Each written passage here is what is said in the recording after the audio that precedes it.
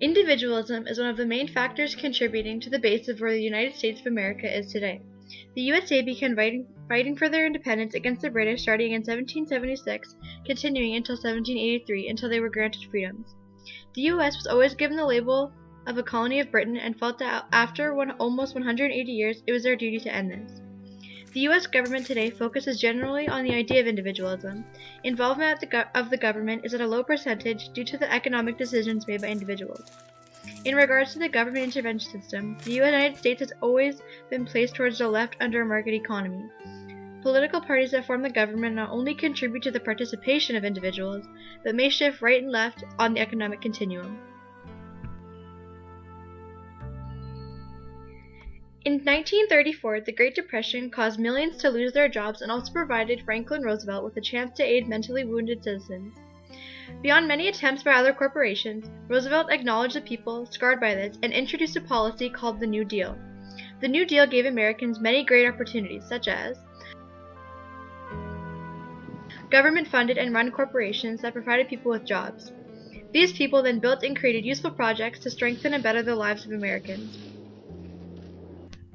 It also created pensions for senior citizens,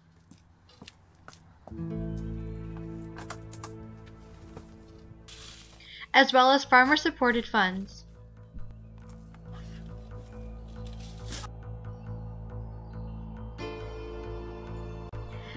Less involvement of the government was granted upon the citizens in 1980, lasting through until 1988.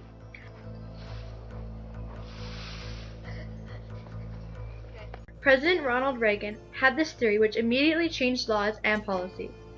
Some ways he attempted these changes include spending less government money, reduce regulations of corporations by government,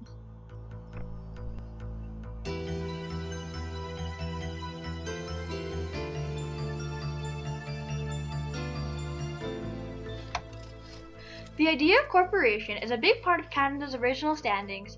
Francophones and Anglophones helped establish Canada. A great example of how corporation affects the economic system is that the government makes decisions in favor of the community, which plays an important role in today's economy. I want lower taxes. Done. I want free health care. Done. I want more power. Done. Canada is a mixed economy because of the roles it plays in the economy. The government has lots of control in decision making, but individuals are still allowed to own private property. But the level of government also depends on which political party has power. Canada's location on the economic continuum is very dynamic. It can shift both left and right depending on which political party forms the government at the time.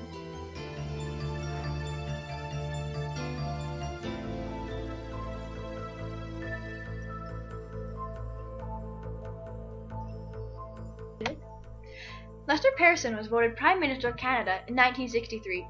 He was the leader of the Liberal Party and believed in more government involvement. So when the Liberals won the election and formed a minority government, the Liberals had to cooperate with the new Democratic Party in order to stay in power. All of this resulted in legislation which gave government a bigger role in the economy, which included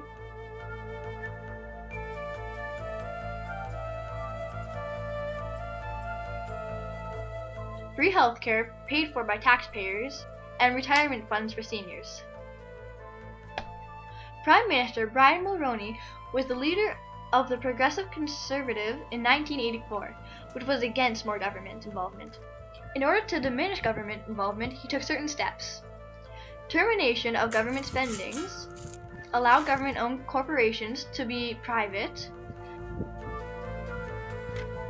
and the North American Free Trade Agreement, or the NAFTA, alongside the US and Mexico, had increased the influence of the market in constructing Canada's economy.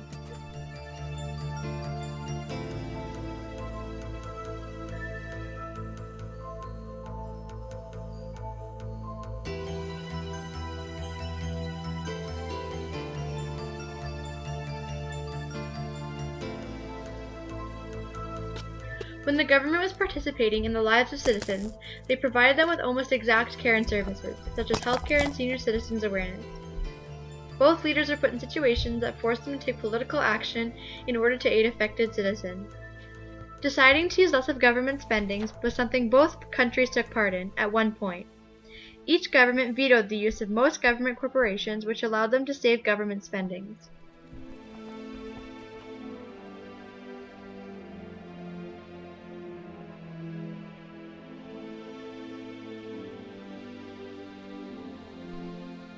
The USA's government created a policy that listed the rights that the citizens were receiving, while the Canadian government simply determined laws and agreements to aid citizens. Canada only provided their peoples with free healthcare and senior citizens' pensions, while the United States did all this and added funding that supported farmers. America was forced to recover from the Great Depression,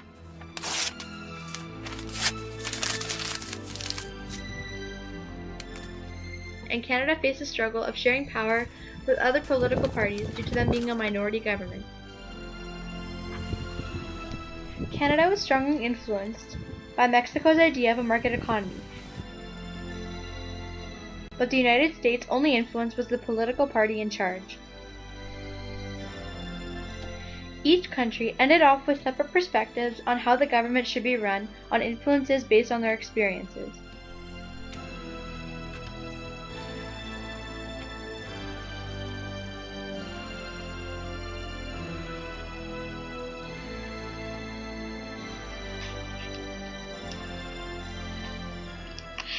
Canada's founding principle: peace, order, and good government. USA's founding principle: life, liberty, and the pursuit of happiness. Canada and the USA both view public good very differently. Canada reflects the concept of cooperation, where the United States, on the other hand, considers individualism to be of higher importance.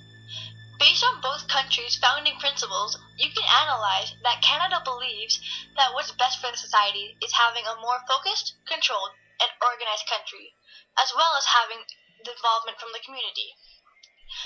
The USA's beliefs are stating that Americans as a whole have the right to be free in their choices, to do things that will make them very happy in life. Because of their choices, it has affected their history for the good and the bad throughout time. As a result of their choices for how they are to answer the question of public good, considering that if they never made the choices that they did, they wouldn't be anywhere close to where they are now.